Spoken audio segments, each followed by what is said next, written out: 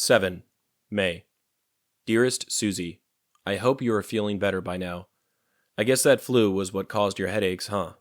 Did you go to the doctors to find out what was causing them? Things are beginning to move over here again. The VC are causing quite a bit of trouble in our area. We are nearing the rainy season now, and that is the time that the VC like best. They can get around better. We got called out yesterday to help an outpost that was under attack. I was busy giving a check ride, so I didn't go. The platoon was out till 8 o'clock last night and got 6 ships shot up. Nobody got hurt, though. We are just on standby today. So far, nothing has come up. It is 3:30 in the afternoon now. I'm just sitting here listening to Country Corner on AFN. Oh yes, congratulations, Graceful, on getting bleach in your eye. What did you do for an encore? How about conking your nose on the trunk of the car for an encore? Sometimes you amaze me. Well, I love you all very much. I miss you and can't wait to get home to you. Kiss the boys for me, and I will add more to the list of kisses I'm keeping for you. All my love. Bill. The following is the next part of a piece I wrote titled Fish, Pharmaceuticals, and Phil. I won't give much context. I hope you can figure it out on your own. I'll continue to provide parts during this month when there are days which have less to talk about.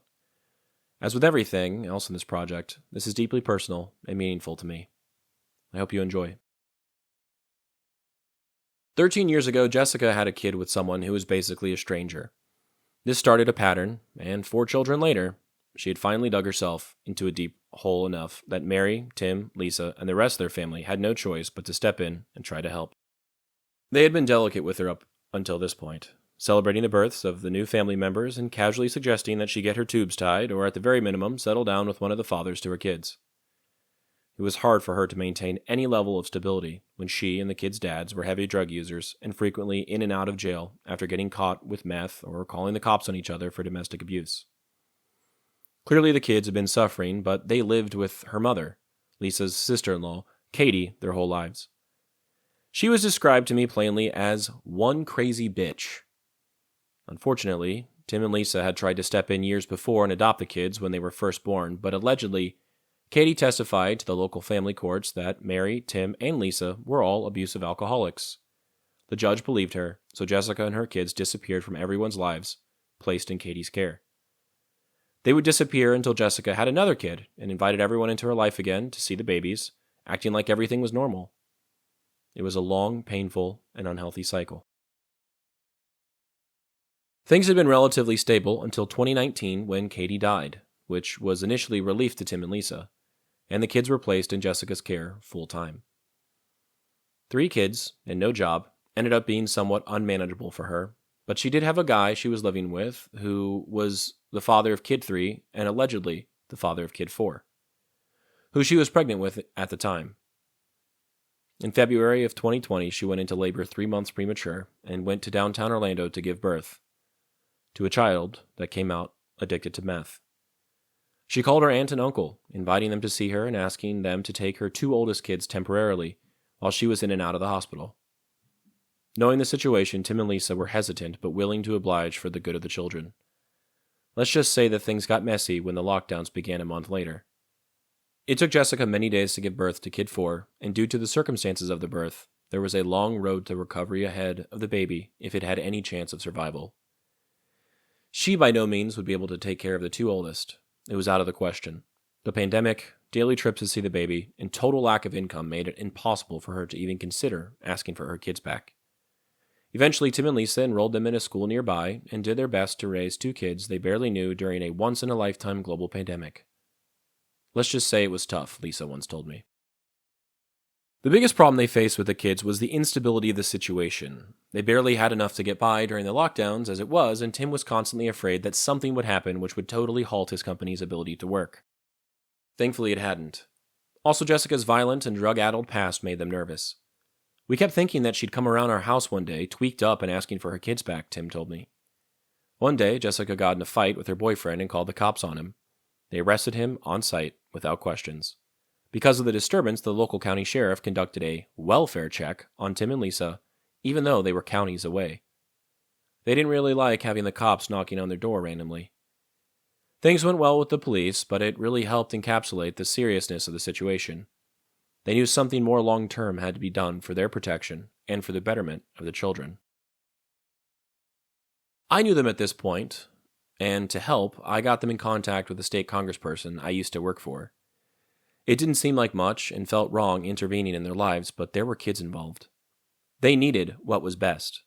The congressperson put them in contact with a nonprofit that works directly with the Department of Children and Family, DCF, as well as Child Protective Services, CPS, cases. The children were eventually taken by a nonprofit and entered the foster system. It was painful for Tim and Lisa, but they explained their reasoning clearly to me. The kids needed more than we could provide. We could barely afford them, and though the state will give money to foster parents, they wouldn't give us anything because we were related. Plus, we were afraid for our own safety with Jessica in the picture. As long as she was around, we didn't want to be looking over our shoulders all the time, Lisa told me. Not to mention, Tim elaborated, we tried to get them years ago and the judge wouldn't give them to us. The way I see it, the state broke them, they have to fix them. Kid 1 had some anger management and developmental issues and stayed in the foster home for a night until the family kindly asked that he go somewhere else. It only took him threatening the life out of the foster father once for the family to realize the arrangement probably wouldn't work out. The caseworker took him to a group home meant for kids like him. Kid 2 stayed with that foster family, which was generally spoken about like a good thing, except for the fact that the family was black, which, Mary admitted, bothered her, explaining that it must just be her age that made her weird about it, and that they wouldn't let her read Harry Potter, her favorite book series. Their pastor said it was demonic. Well, if she's not getting abused, that's good, right? I said to the family. Yeah, basically, replied Tim. The youngest 2 were shopped around to different members of their father's family, who they stayed with for a time, until finally Kid 3 went to live with Kid 2, and Kid 4 went to a young couple who wanted a baby but couldn't conceive. Everyone says Kid 4 is the luckiest of them all.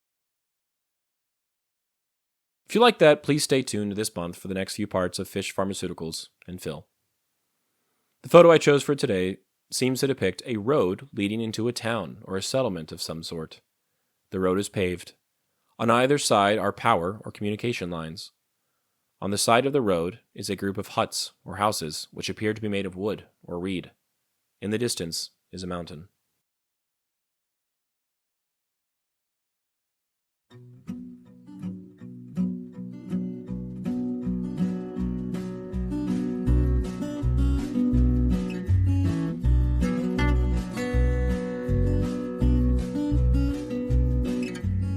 I'm Alex Lowy, and I hope you have enjoyed listening to this episode of Dearest Suzie, and receiving messages from the past that my Popi wrote exactly 60 years ago.